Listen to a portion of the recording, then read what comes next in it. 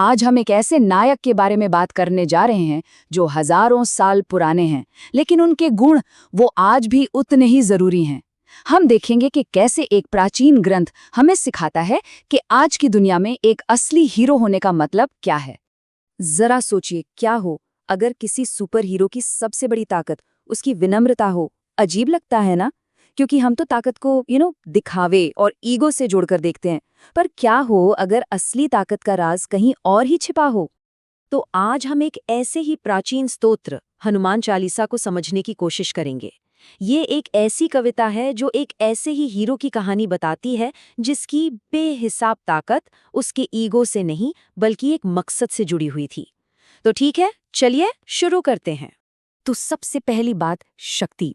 लेकिन हम यहाँ सिर्फ रॉ पावर यानी कच्ची ताकत की बात नहीं कर रहे हैं। नहीं, ये वो शक्ति है जिसके पीछे एक मकसद है, एक वजह है, एक ऐसी ताकत जो हमेशा किसी बड़े काम के लिए इस्तेमाल होती है।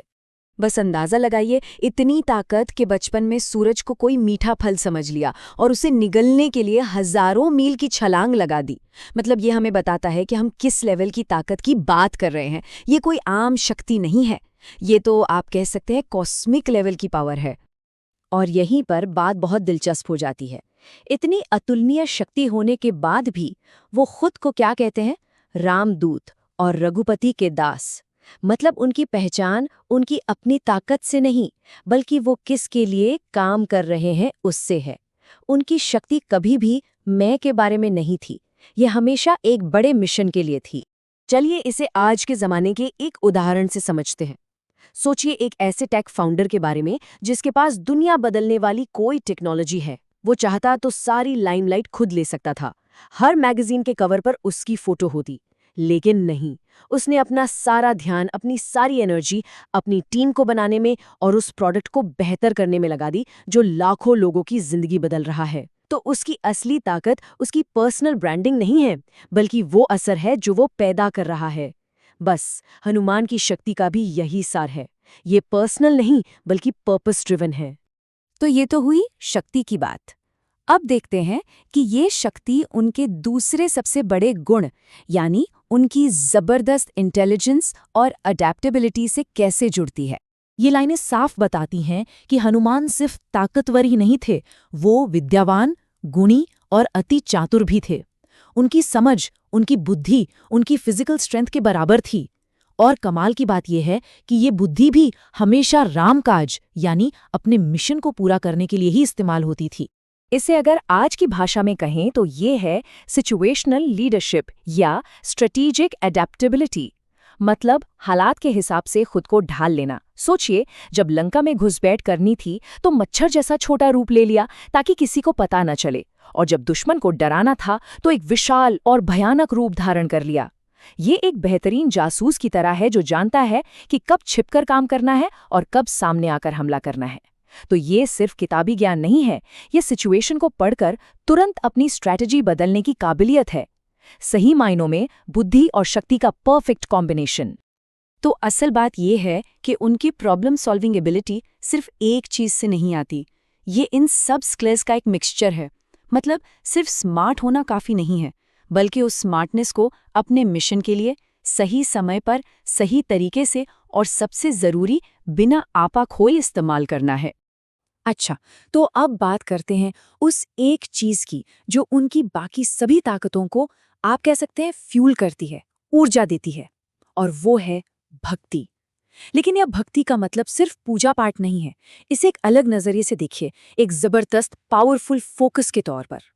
इन लाइनों का सार ये है कि वो अपने मिशन में पूरी तरह से डूबे हुए थे।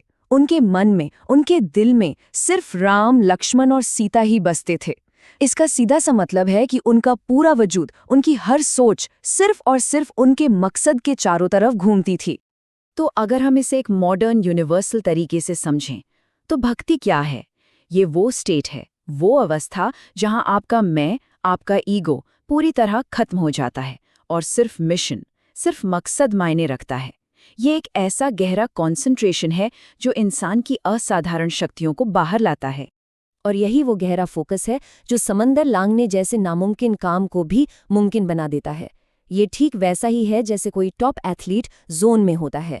उसे ना तो भीड़ का शोर सुनाई देता है, ना हार का डर लगता है, उसे सिर्फ अपना गोल दिखता है। या फिर वो साइंटिस्ट जो अपनी लैब में दुनिया जहान से बेखबर होकर किसी बड़ी खोज में लगा हो। बस भक्ति यहाँ वही काम करती है। ये एक ऐसी मेंटल स्टेट है जो सारे डिस्ट्रैक्शंस को हटा देती है और जो नामुमकिन लगता है उसे सच कर दिखाती है। तो जब हम इन सारे गुणों को एक साथ जोड़ते हैं तो हमें क्या मिलता है? हमें हीरोइज्म का यानी वीरता का एक ऐसा मॉडल मिलता है जो टाइमलेस है, जो आज भी उतना ही रेलेवेंट है जितना हजारों साल पहले था। क्यों? क्योंकि ये इंसान की काबिलियत के उन यूनिवर्सल प्रिंसिपल्स पर बना है जो कभी नहीं बदलते। तो अगर हम इसे समराइज करें तो हीरो बनने का ब्लूप्रिंट क्या है? पहला, अपनी ताकत को एक मकसद के लिए इस्तेमाल करो। दूसरा, हर प्रॉब्लम को सुलझाने के लिए अपनी बुद्धि का इस्तेमाल करो।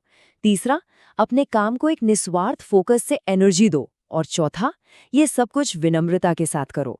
देखिए, ये सारे गुण अलग अलग नहीं हैं, ये सब एक दूसरे से जुड़े हैं, और जब ये सब मिल जाते हैं तब जाकर एक सच्चा और असरदार हीरो बनता है। और आखिर में एक सवाल, आज की दुनिया में जहां ईगो को इतना बढ़ावा दिया जाता है, वहां एक ऐसे हीरो की क्या ताकत हो सकती है जो अपनी ही शक्ति को तब तक भूला रहता है जब तक उसे उसका मकसद याद न दिलाया जाए? ये एक गहरी बात है जो सोचने पर मजबूर करती है। शायद असली ताकत मैं को याद